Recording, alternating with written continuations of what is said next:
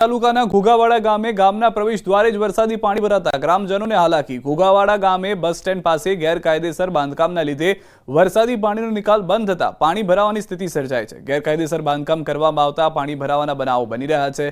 દબાણ દૂર કરવા ગામ લોકોની અનેક રજૂઆતો કરવા છતાં પરિણામ શૂન્ય છે। ગ્રામજનોને અવરજવરમાં પડી રહી છે મુશ્કેલી। ગામના સ્થાનિકોએ વિડીયો બનાવી સોશિયલ મીડિયામાં પોસ્ટ કર્યો।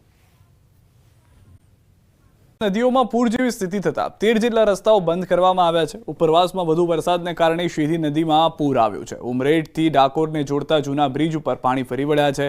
નીચેના જૂના બ્રિજ ઉપર પાણી ફરી વળતા જૂનો બ્રિજ બંધ કરી ઉમરેઠ તરફથી આવતા વાહન ચાલકોને નવા બ્રિજ ઉપરથી ડાયવર્ઝન અપાયું છે। શેઢી નદીમાં પૂર આવવાને કારણે ખેડા જિલ્લાના ઠાસરા અને ગળતેશ્વર તાલુકાના ગ્રામ્ય વિસ્તારના 8 રસ્તા બંધ કરાયા છે। ઠાસરા તાલુકાના ગ્રામ્ય વિસ્તારના 3 રસ્તા જ્યારે ગળતેશ્વર તાલુકાના ગ્રામ્ય વિસ્તારના 5 રસ્તા બંધ કરાયા છે।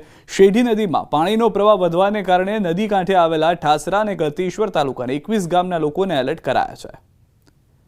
વધુ માહિતી ન્યૂઝ 18 સંવાદદાતા ઉમંગ પાસેથી મેળવીશું। ઉમંગ, એ રીતની પરિસ્થિતિ હાલમાં જોવા મળી રહી છે, ખાસ કરીને ખેડા વિસ્તારની શું હાલાકીઓ લોકો ભોગવી રહ્યા છે, કેટલા વિસ્તારો એલર્ટ પર છે? બિલકુલ ચોક્કસ સિદ્ધાર્થ, વાત કરું જે પ્રકારે ઉપરવાસમાં અવિરતપણે વરસાદ પડી રહ્યો છે। મહીસાગર જિલ્લામાં પણ ગઈકાલે ધોધમાર વરસાદ પડ્યો હતો અને બીજી બાજુ વાત કરીએ તો અરવલ્લી સાબરકાંઠામાં પણ જે રીતે ધોધમાર વરસાદ પડ્યો તેને કારણે ખેડા જિલ્લાની જે તમામ નદીઓ છે, વાત્રક, શેરડી, સાબરમતી, મહીસાગર, આ તમામ નદીમાં પૂરની અત્યારે સ્થિતિ જોવા મળી છે। નદી બંને કાંઠે વહેતી જોવા મળી રહી છે।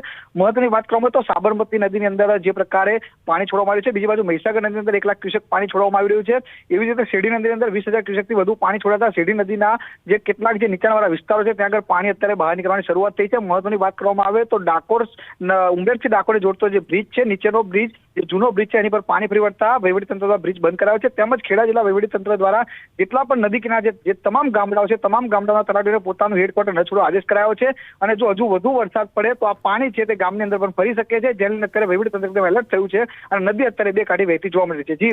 જી સિદ્ધાર્થ, આભાર ઉમંગ સમગ્ર માહિતી બદલ। તો હાલમાં અનેક વિસ્તારો એવા છે કે જ્યાં આગળ નદીઓના પાણી પુલ પરથી ફરી વળ્યા છે, કારણ કે જે વરસાદ ઓછો થયો પરંતુ ઉપરથી જે પાણી આવી રહ્યું છે તે હાલાકી બનાવી રહ્યું છે। જિલ્લાની નદીઓમાં પૂરની સ્થિતિ છે। શેઢી, વાત્રક, મહીસાગર, સાબરમતી નદીમાં પૂરની સ્થિતિ। ઉપરવાસમાં પડેલા વરસાદને લઈને નદીઓ બે કાંઠે ખેડા જિલ્લામાંથી પસાર થતી વાત્રક નદીમાં હાલ પૂર જેવી સ્થિતિ છે। વાત્રક ડેમમાંથી પાણી છોડવામાં આવતા નદી બે કાંઠે વહી રહી છે। પાણીનો પ્રચંડ પ્રવાહ સતત આગળ વધી રહ્યો છે। નદીનું જળસ્તર વધતા પહાડ ગામ પાસે જોખમી દ્રશ્યો સર્જાયા છે। આ પૂરની સ્થિતિ હોવા છતાં કેટલાક લોકો જીવના જોખમે માછીમારી કરતા જોવા મળ્યા છે। આગામી કલાકોમાં પાણીનો પ્રવાહ હજુ પણ વધવાની શક્યતા છે। ખેડાના પલ્લા ખાતે સપ્ત નદી સંગમ ખાતે સાબરમતી વાત્રકમાં પૂર આવ્યું હોય તેવી સ્થિતિ જોવા મળી છે। મહીસાગર નદીમાં કડાણા ડેમથી 60,000 ક્યુસેક અને પાનમ ડેમમાંથી 1 લાખ ક્યુસેક પાણી છોડાતા પૂરની સ્થિતિ સપ્ત નદી સંગમ ખાતે નદીઓ જાણે નળીઓ બની હોય તેવી સ્થિતિમાં છે। પૂરની પરિસ્થિતિને ધ્યાનમાં રાખીને જિલ્લા વહીવટીતંત્ર દ્વારા નદી કાંઠાના ગામોના નાગરિકોને નદી કિનારે ન જવાની સૂચના આપવામાં આવી। નદીઓ પર આવેલા 3 જેટલા બ્રિજ અને કોઝવે બંધ કરવામાં આવ્યા છે। ખેડા જિલ્લાના 10 જેટલા રસ્તાઓ ઓવરટેપિંગના કારણે બંધ કરવામાં આવ્યા છે। ખેડા જિલ્લામાં નદીઓમાં પૂર જેવી સ્થિતિ થતા 13 જેટલા રસ્તાઓ બંધ કરવામાં આવ્યા છે। ઉપરવાસમાં અવિરત પડેલા વરસાદના કારણે વાત્રક નદીમાં પૂરની અત્યારે સ્થિતિ જોવા મળી રહી છે। જે પ્રકારે વાત્રક નદીની અંદર બે કાંઠે નદી વહેતી તે પ્રકાર દ્રશ્યો સામે આવ્યા છે।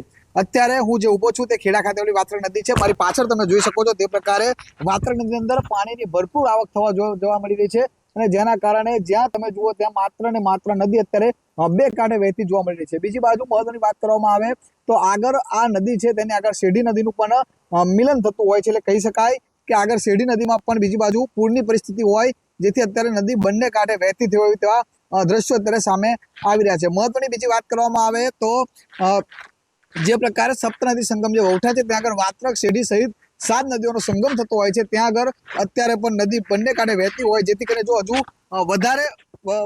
વધારે વરસાદ પડે છે અને વધારે પાણી છોડવામાં આવે છે તો જેને લઈને આ નદી છે તેના પાણી અત્યારે બહાર આવી શકે છે। મહત્વની બીજી વાત કરવામાં આવે તો અત્યારે વહીવટીતંત્ર દ્વારા આ જે તમામ નદી કાંઠાના ગામડાઓ છે ત્યાં આગળ એલર્ટ આપી દેવામાં આવ્યું છે, તેમજ જે તલાટી કમ મંત્રીઓ છે તેમને પોતાનું હેડક્વાર્ટર ન છોડવા માટેની સૂચન ખેડા પ્રાંત દ્વારા સમગ્ર અને તેમજ ખેડા પ્રાંત દ્વારા આપી દેવામાં આવી છે।